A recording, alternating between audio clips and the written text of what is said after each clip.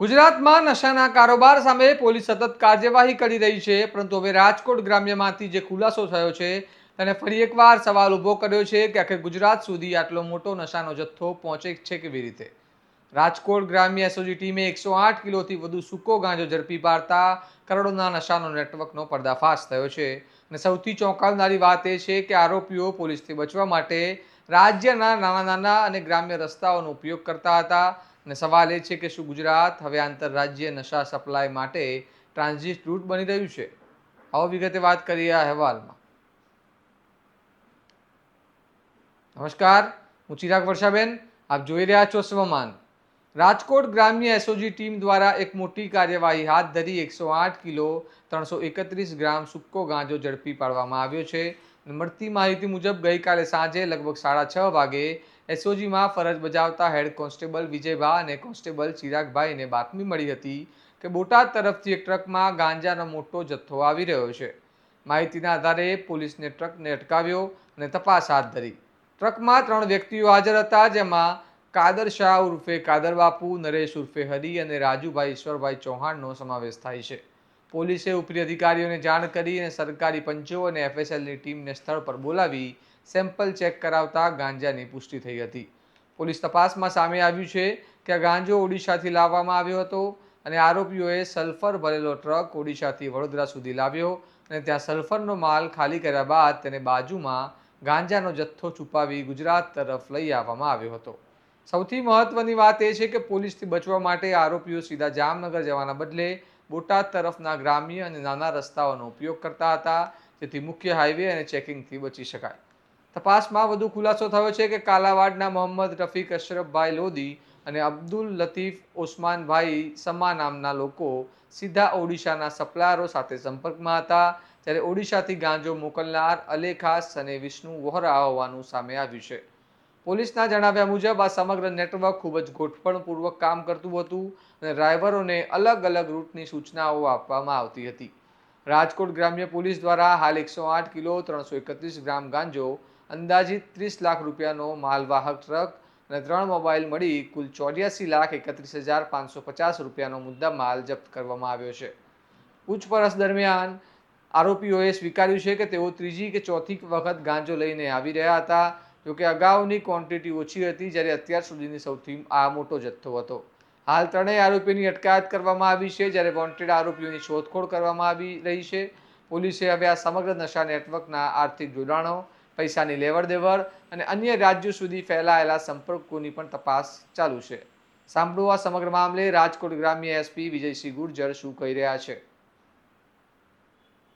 DGP સરના નિર્દેશ અનુસાર ગુજરાત રાજ્યમાં ડ્રગ્સ વિરુદ્ધમાં કડક કાર્યવાહી કરવાની સૂચના મુજબ અને માનનીય નાયબ પોલીસ મહાનિરીક્ષક શ્રી રાજકોટ રેન્જ નિર્લિપ્ત રાજ સાહેબના માર્ગદર્શનમાં રાજકોટ ગ્રામ્યની જો એસઓજી ટીમ છે એને દ્વારા 108 કિલો 331 ગ્રામ સૂકો ગાંજો ઝડપી પાડવામાં આવ્યો છે.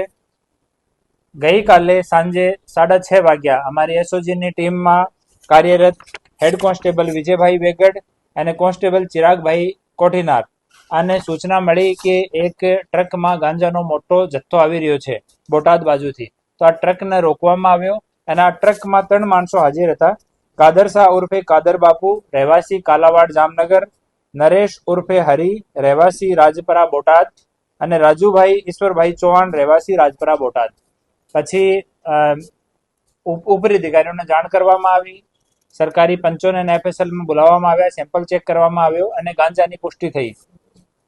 આ ગાંજો એ લોકો ઓડિશાથી લઈને આવ્યા હતા અને ઓડિશા લેવા માટે કાદર શાહ ઉર્ફે કાદર બાપુ અને નરેશભાઈ ઉર્ફે હરી એ બંને લોકો ગયા હતા. આ ગાડી જે છે આ નરેશભાઈના ભાઈની છે અને ઓડિશાથી લઈ એ સલ્ફર લઈને આવ્યા હતા અને વડોદરામાં સલ્ફર ખાલી કર્યો હતો અને સલ્ફરની બાજુમાં એ લોકો છુપાવીને આ ગાંજાનો જથ્થો લઈને આવ્યા હતા.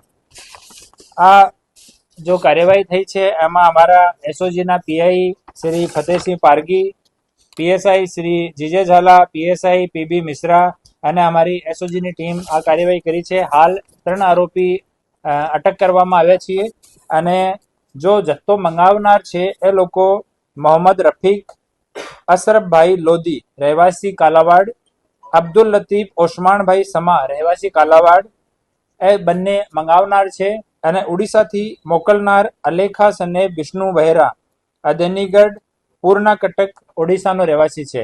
એ લોકો જે કાલાવાડના લોકો છે, મોહમ્મદ રફીક અને અબ્દુલ લતીફ, એ બંને ડાયરેક્ટ ત્યાં ઓડિશામાં કોન્ટેક્ટ કરતા હતા અને એ જ ઇન્સ્ટ્રક્શન આપતા હતા ગાડીના ડ્રાઈવરને કે તમારે અહીંયા જવાનું, અહીંયાથી સામાન લઈ આવવાનું.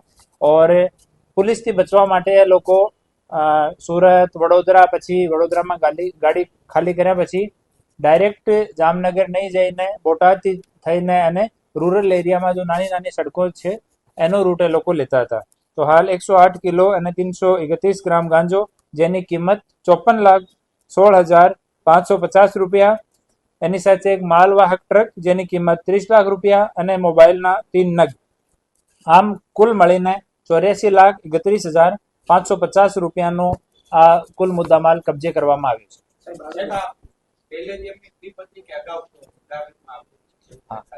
પૂછપરછમાં એ લોકો સ્વીકાર્યું છે કે ત્રીજી અને ચોથી વખત એ લોકો ત્યાંથી ગાંજો લઈને આવ્યા હતા, લેકિન આ ક્વોન્ટિટી નાની હતી. આ સૌથી મોટી ક્વોન્ટિટી આ જ રૂટમાં એ લોકો લઈને આવી રહ્યા હતા. જો પકડાય છે એનો ગુનાહિત ઇતિહાસ નથી. જો વોન્ટેડ આરોપીઓ છે એના ગુનાહિત ઇતિહાસની અમે લોકો તપાસ કરી રહ્યા છીએ.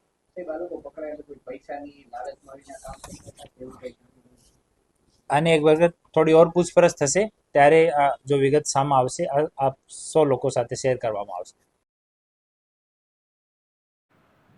હવે સૌથી મોટો સવાલ એ છે કે ગુજરાતમાં આંતરરાષ્ટ્રીય નશાનું સપ્લાય અને મોટું નેટવર્ક સક્રિય છે અને શું ગ્રામ્ય રસ્તાઓનો ઉપયોગ કરીને નશાનો કારબાર વધુ સંગઠિત રીતે ચલાવી દેવામાં આવ્યો છે?